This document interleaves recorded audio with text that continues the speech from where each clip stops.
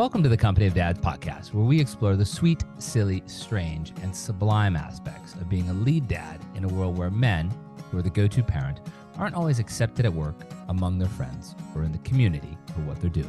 I'm your host, Paul Sullivan.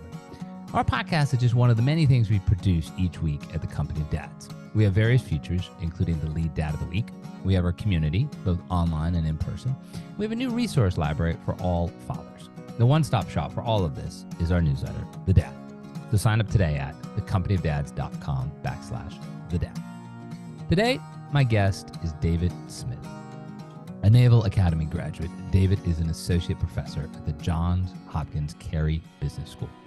His focus is on inclusive leadership and gender in the workplace. He's a co-author of 2 books on the topic: Good Guys, How Men Can Be Better Allies for Women in the Workplace, and Athena Rising, How and Why Men Should Mentor Women. But before his life in academia started, he was a naval aviator. Top Gun stuff, combat missions in Iraq and Afghanistan.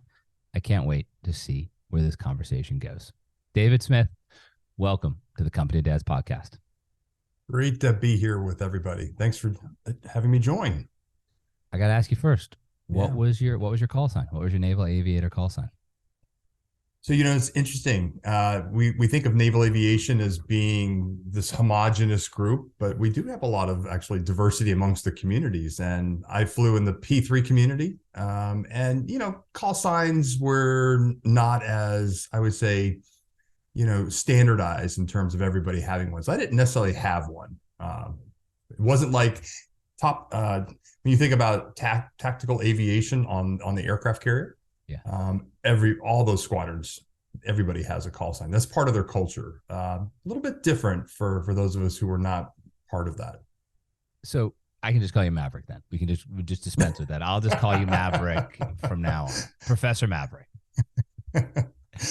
Sounds fun. We obviously want to get into, your research, which falls squarely into what we're doing at the Company of Dads. But talk about, what was the Naval Academy like in the 1980s as it relates to your focus today on gender and leadership? Yeah, it's interesting. The 80s were a time when, again, the early years of gender integration. The first class of women entered the Naval Academy in 1976, graduated in 1980. I was a 1987 grad, so we were a few years into that, but still the percentage of women was pretty low, so less than 10%. Of our overall class was women. Very different experience coming out of your traditional, I think, public school systems. I went to high school, finished high school in the state of Maryland, and certainly we were at least 50-50, in terms of most of our classes. But I think I look back at a lot of the kind of upper end classes in terms of like AP classes and things like that I took, tended to be more women in those classes. And that was kind of my perspective and what I was used to. Interesting, you get to the Naval Academy and then suddenly less than 10% women in any class that you have there, and certainly in the company areas where we lived. So a very different experience. And also the fact that at the time, the Navy still had laws and rules from Congress that prevented women from serving completely and equally in the same way that we did as men. So, for example, when we were there, women could not serve in combatant ships, aircraft, submarines, Marines, direct ground combat. All those things were not available to women. So there certainly was not an equal playing field when it came to that. And it led to, I think, a lot of perceptions that women were not able to serve in the same way. And because of that, they were not seen as equals in the eyes of a lot of our peers, and were treated that way. So there was a lot of outright discrimination back then, which was, again, kind of a shock to me to see these, really brilliant, amazing leaders that were equivalent to us, if not better than us, the men in many cases, being treated that way. But it was certainly an eye-opener for me walking into that experience. Yeah.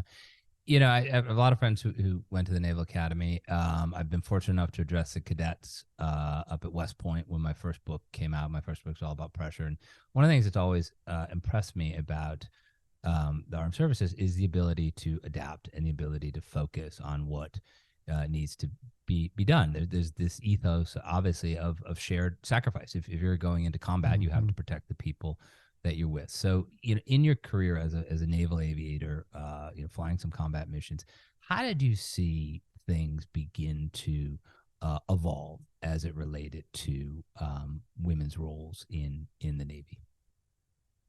I think the biggest change was my first squadron. We was all men because the 1993 was when the combat exclusion law changed and allowed women to serve in combatant ships in the Navy as well as combat aircraft. And so that's when we started integrating women into the squadrons from my perspective, where I started experiencing that.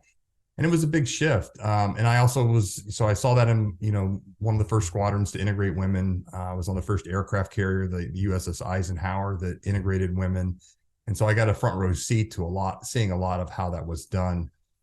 I think it was interesting, probably no surprise to you or the listeners that the military provides lots of rules and regulations, of course, around everything. And certainly gender integration was no different when it came to that, about kind of creating boundaries and the rules of how we were going to do things.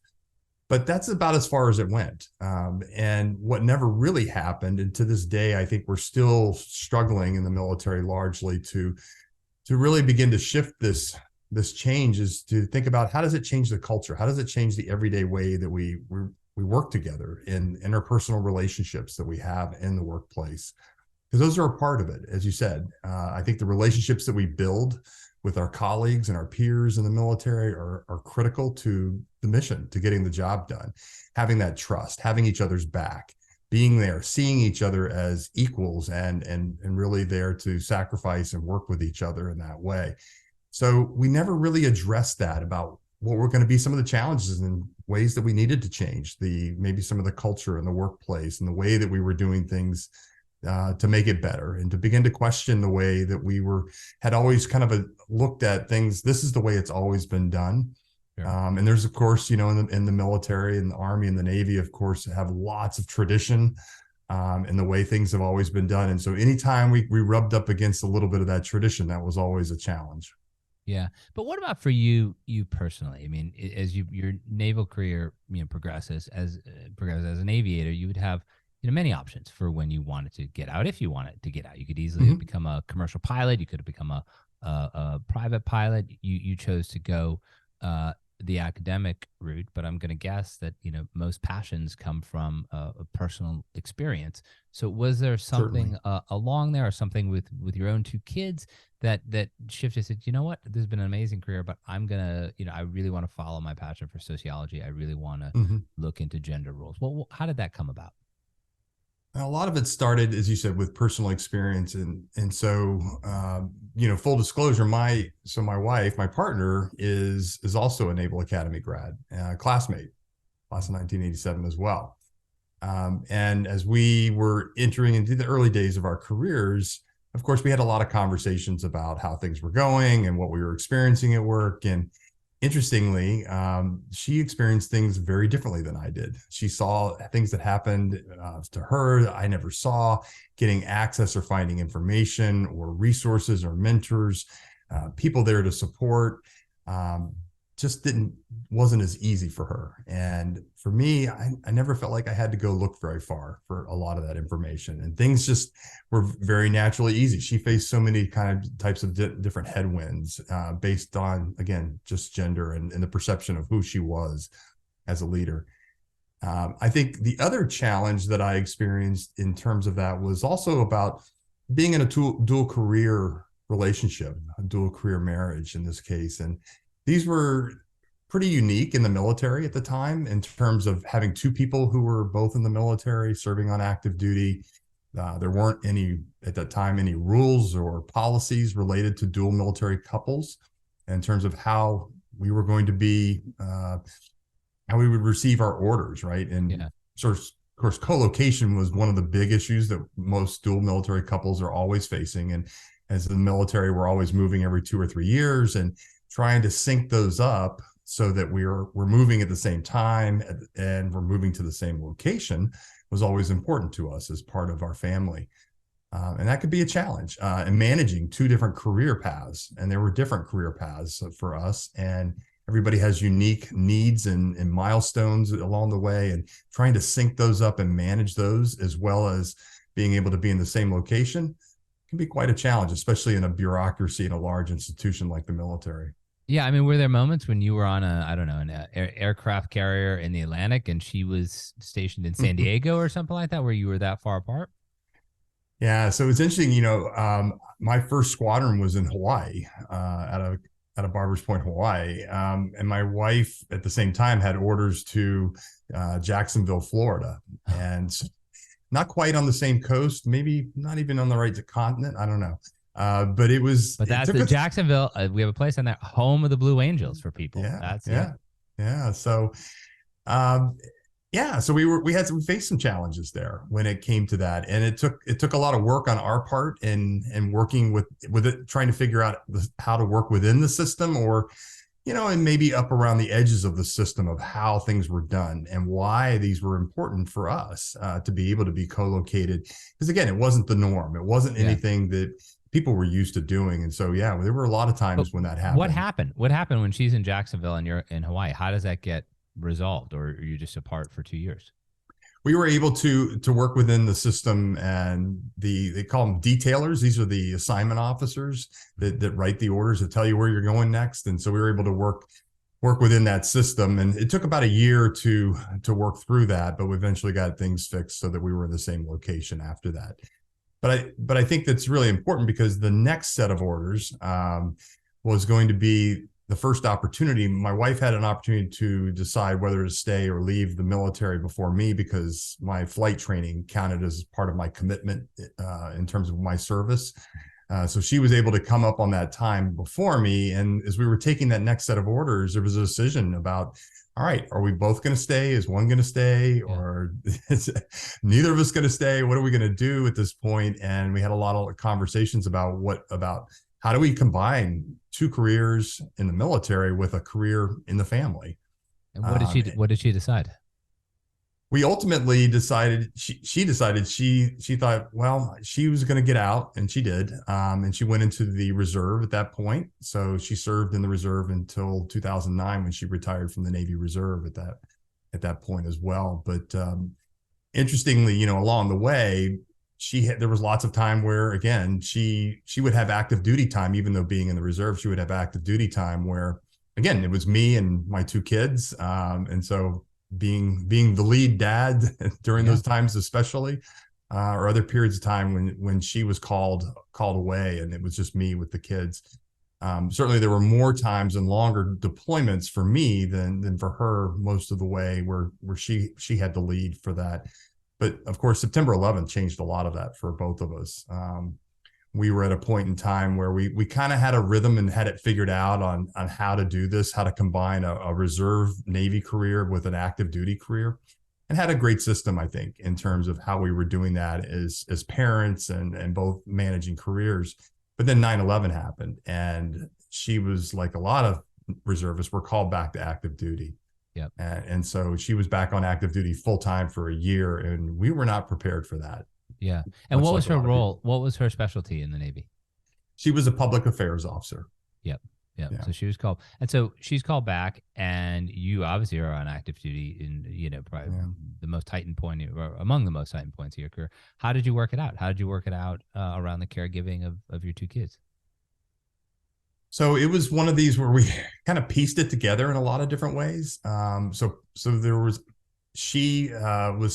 her schedule was such that she was on a very kind of a rigid, we call them watch schedules, scheduled rotations. And sometimes it would be in the middle of the night, early in the mornings. And so her rotation was really challenging in terms of her watch schedule.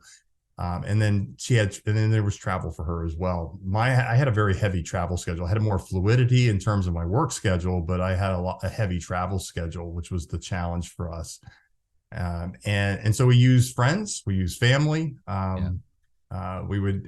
The kids went back with their grandparents for a couple months during the summer, which was an easy one when they were out of school, but school's back in session. We really relied on friends, and some of our friends who live near us, our neighbors, that we also served with. Yeah.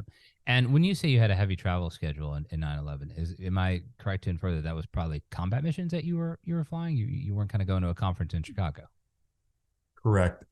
So yeah, the first year, I was not in a deployed unit. I was on a staff that was actually running the operations for the war, and so sometimes it required me to be in different places internationally. Sometimes it was flying from Hawaii back to DC, participating in a lot of the planning and operations for that. So that first year was really, I wasn't in combat. I was actually, back there planning and helping to move people around. It was the years after that, the next 3 years after that, actually. Yeah. And talk about the type of plane that you were flying when you were in the Navy and what that plane did. Yeah, the P-3 Orion, been around since the Cold War days, originally designed as a submarine hunter, again, against our adversary, the Soviet Union back then. And that was primarily what we did up through the Cold War. I started my career, I had one Cold War deployment to Adak, Alaska in the Bering Sea, flying out of there, again, mostly, working through the Northern Pacific there. Well, it's good to know that the Navy is fair, that they start you off in beautiful Hawaii and then they send you to barren Alaska. Yes, very fair. Both extremes, balancing things out. The P-3 is a 4-engine turboprop aircraft. You don't see a lot of those anymore, and they're out of service now. They actually officially retired. There's a P-8 Poseidon, which is the replacement, which is a 737 Boeing variant that replaced it. But yeah, then later on, of course, after the Cold War, the Desert Storm happened. We ended up flying throughout the Gulf there, and a lot of missions and overland. And of course, all of my last 2 deployments were all overland: Iraq, Afghanistan, Northern Africa, and again supporting troops on the ground, Marines, Special Forces, mostly, and using other sensors on the aircraft and employing them, adapting, being a little more agile with our platform. Yep. And given what you were doing in the Navy, was your wife able to have a career after she got out of the Navy? Was she able to have a civilian career, or was she, more the lead mom in charge of the family and everything as you were going around?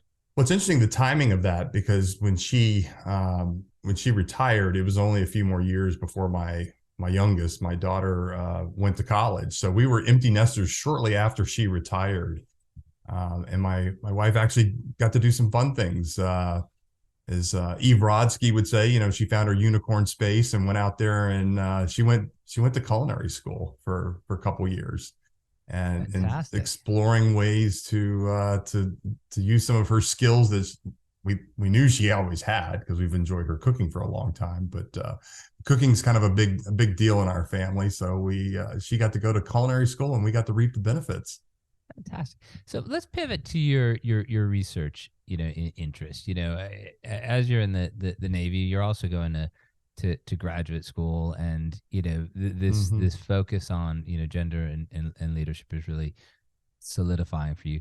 Tell me, when you left the Navy, how you knew that your next step was going to be, as a professor. I think your first appointment was back at the Naval Academy, if I'm correct. So talk about that and what it was like going back to the Naval Academy, decades later, not as a midshipman, but as a professor. Yeah. So, I had the fortune, after my command tour, the command of a squadron, I came back. I was working in the Pentagon at the time, and I was looking for different opportunities, different ways to serve instead of the traditional career path. And we have a small program in the military. All the service academies have this, and it's called different names, but the Navy is the Permanent Military Professor Program. And they take senior officers like me, and they send us back to grad school. We go get our PhDs. So we become full-time PhD students for 3 or 4 years.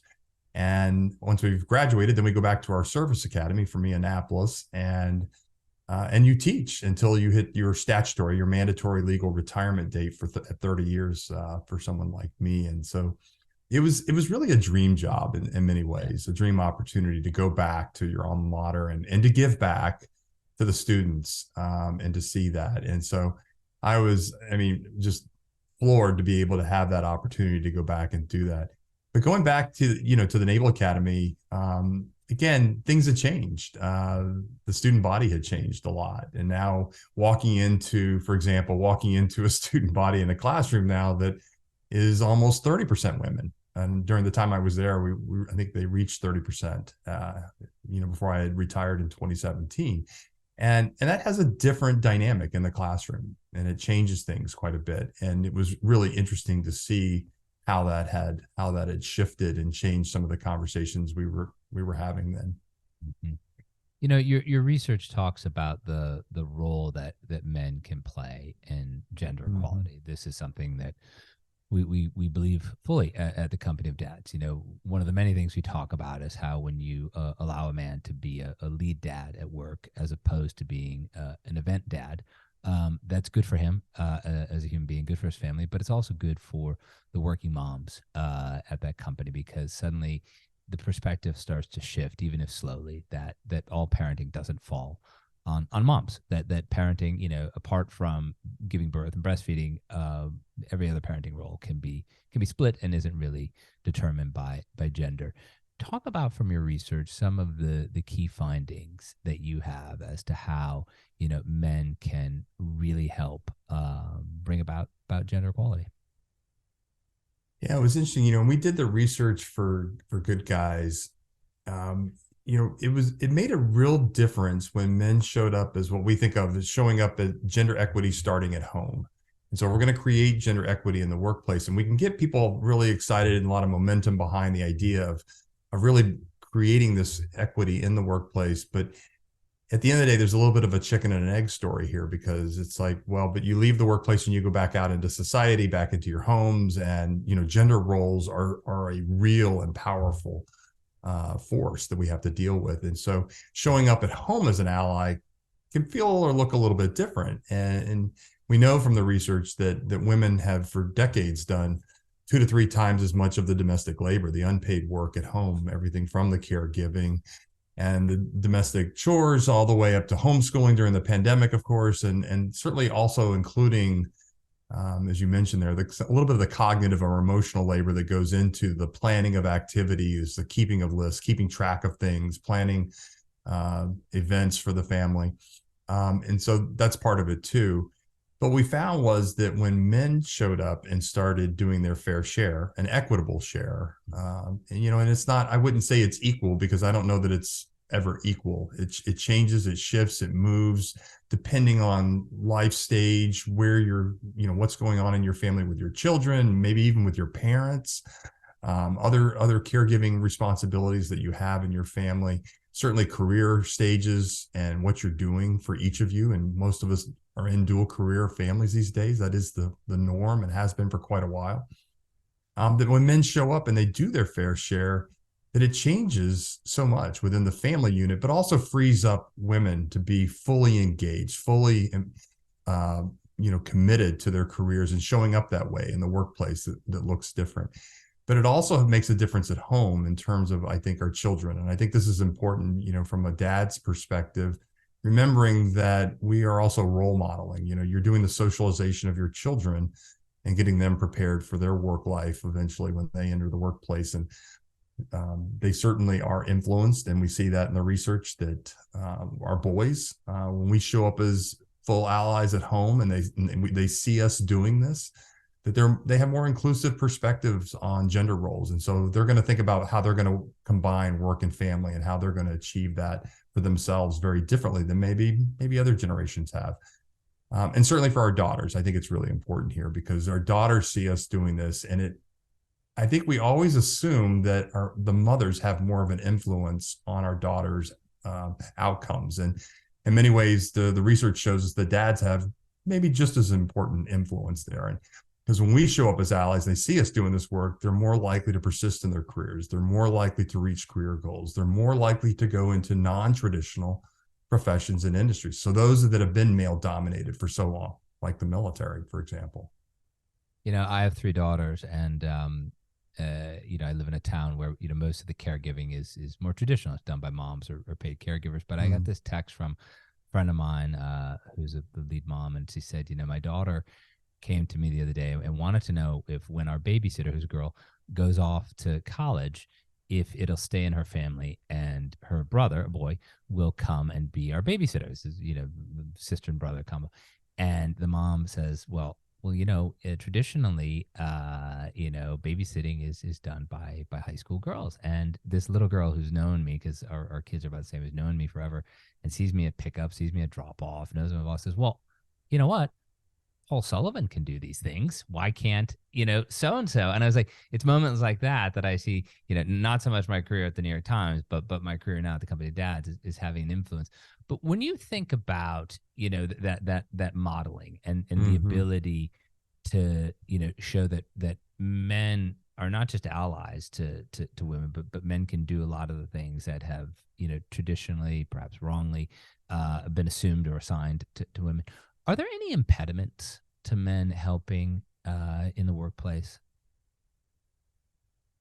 So yes, and it's interesting. We find that, and I think most of us have experienced this. For those of us who have been lead parents at any point, or you're certainly doing your fair share where you're responsible and on kind of on call to do things for our kids or other caregiving responsibilities, that there's certainly I think a workplace culture out there where the norms around caregiving and the assumptions are that, that, hey, we're not going to talk about it.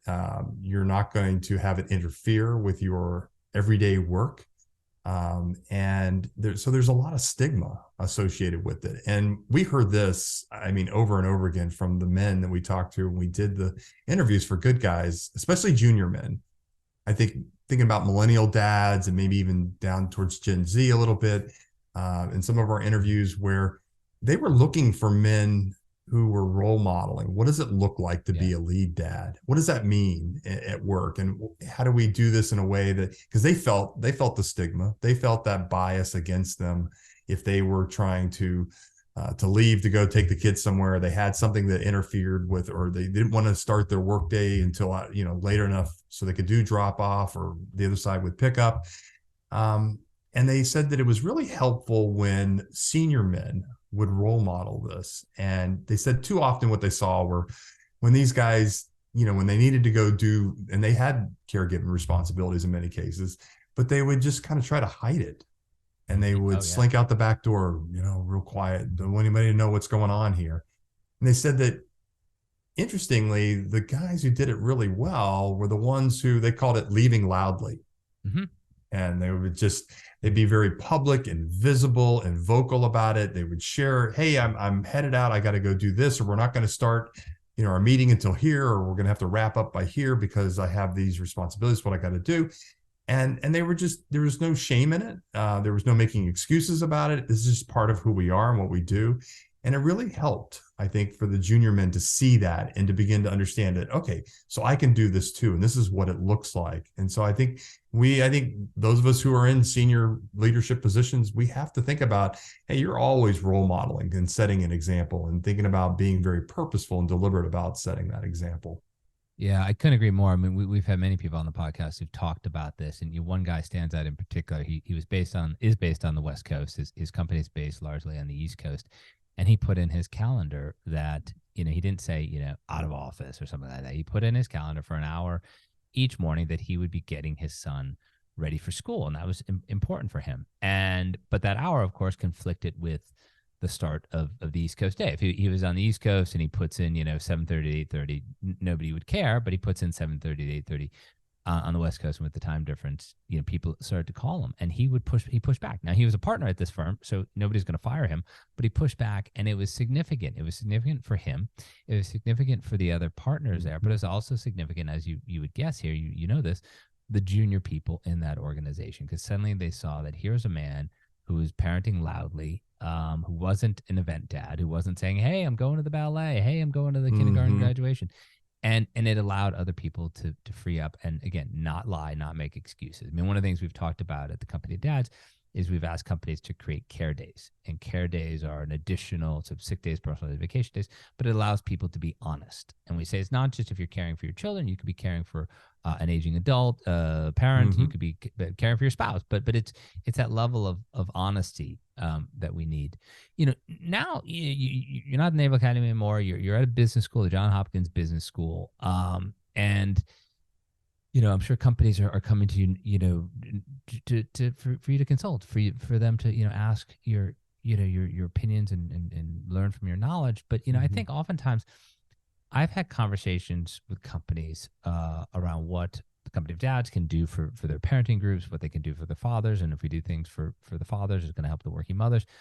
And there's some of them still push back and they say, well, this great idea, I like it, but our parenting group is really focused on moms. And I will always push back and say, well, you think in doing that you're helping women in the workforce, but you're not helping them enough, because when you get men involved, then it equalizes this. And some of them get it, some of them don't. That's the nature of where we are in 2023. But I want to delve into this. One of your most recent papers, Men as a Missing Ingredient in Gender Equity, and the subtitle is An Allyship Research Agenda. And so talk to us about that agenda. When you go in, you have the standing of being a professor, you have the standing of being a professor at a business school. When you work with companies, how do you get them to realize that including men in this is not just one more benefit for men in the workforce, but actually a benefit for all of the employees, for the families, for the community, and ultimately for the company? Yeah, that's a great question. And I think, it depends. So being a sociologist, a social scientist, everything, the answer is always, it depends, but it depends on some important factors. I think when you look at a company, you talk to their leadership and their people, but looking at where we can begin to make the biggest difference. And one of the things that, it probably no surprise that we certainly find in some companies where they don't have policy related to any of this. And so there can be one could just be a big picture policy issue and understanding that. But beyond the policy, sometimes we actually have to go a step further back to that in talking about why is this important? Because I don't think that businesses completely always, leaders don't always understand that. And the why for that can be several reasons that, again, what resonates with one leader or one group might be different from another. But it could be everything, again, understanding that, for example, parental leave, paternity leave, having paid parental leave, and not just a week or 2 weeks, but having significant amount of time. So 8, 12, 16 or more weeks of leave. And it's fully paid is critical to getting people to take it, but also removing the stigma and the expectation that men need to be taking it. And I think too often the companies will create a policy and they'll celebrate it, but then the take rate, how many men are actually taking the leave is really low, as we know. And or even when they do take it, they don't take all of it. They only take a week or 2 of it if they have 12 weeks available or 16 weeks available. And we need to set the expectation. And this is I think it gets back to managers and frontline managers. In many cases, I don't think they're quite as equipped as they need to be. And I don't blame the managers, but I do think that we can support them better. We can provide them with the tools, the understanding of what implementation of policies like parental leave, for example, looks like. But this goes beyond that. I mean, just looking at work schedules, flex work, remote work, and understanding about how we can employ that in a way that works best for our people. They need to also understand, managers, they often look at this and there's this kind of, I think, assumption that people are lazy or people are trying to get out of work. And it's like, actually most people they want to contribute. They want to be productive. They want to be, seen as valuable members of the organization, no matter what you do. And if we could approach them that way and recognize that, hey, how can we help you meet your needs and help you to be more productive? And understanding that, I think for men, in the same way as we do for women as caregivers, helps us to achieve some of that. And so, again, how do we support them? And I think educating, training managers, working with managers, showing them where the range of options they have available to them and what they can actually implement in terms of their people would go a long ways in terms of beginning to shift and change that but we also need leadership support, of course, right? And so again, hopefully if we're getting called into an organization, we already have some leadership support, but making sure that it's not just having the leaders thinking they're providing support, but they're actually being very vocal about it and transparent about it, and actually measuring some of this as well. How are you doing on parental leave take rates? How are we doing in people using these different programs that help us to become more productive in the workplace? And it's interesting too, because managers they've had some success. They've achieved that in a certain path, and I find that too often, not the best ones, but a lot of them suffer from confirmation bias, and they think, well, I got here this way, and you can too. And you talk about being, vocal in parenting out loudly, but I've had some of these managers can be vocal in a very detrimental way of like, wow, passive aggressive. I wish I could have taken that leave, or I never took that leave, or kind of wearing it as a badge of honor, like I took a week when my kids are born. And of course the world, that's not good. Like that's not something to brag about. But last question, are you hopeful? Do you see companies moving in the right direction? Has COVID, the post-COVID world, been a sort of bump to certain companies to sort of think differently or think more proactively about their policies around gender equality? I do. I see, again, I think we learned a lot from COVID, both individuals, employees, but also company leadership, and companies thinking about different ways that we can operate and become more efficient, or have more capacity, or support our people better. And I think we heard lots of stories about how different practices have shifted and changed or been added in terms of what we think we can do and how we can do that. So I am hopeful in that sense. I do see a lot more. Again, you see more women in leadership today, and I think that's a good thing. I'm a little concerned about the fact that in many cases we see women in senior leadership when they're leaving their senior leadership positions. It's not to move up or to go to a different company, it's to go start their own, which is great. But I think they're, in many ways, we see the same thing with men, where they're not finding the workplace that they're looking for, the workplace culture, the place that allows them to be who they want to be. And if people continue to leave, then that's obviously not helpful in that way. But starting their own companies, if they're creating something different and new, then that might be helpful. David Smith, thank you so much for being my guest on the Company of Dads podcast. I've thoroughly enjoyed it.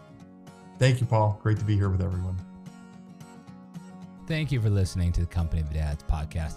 I also want to thank the people who make this podcast and everything else that we do at the Company of Dads possible. Helder Mira, who is our audio producer. Lindsay Decker, who handles all of our social media. Terry Brennan, who's helping us with the newsletter and audience acquisition. Emily Servin, who is our web maestro. And of course, Evan Roosevelt, who is working side by side with me in many of the things that we do here at the Company of Dads. It's a great team, and we're just trying to bring you the best in fatherhood. Remember, the one-stop shop for everything is our newsletter, The Dad. Sign up at thecompanyofdads.com/thedad. Thank you again for listening.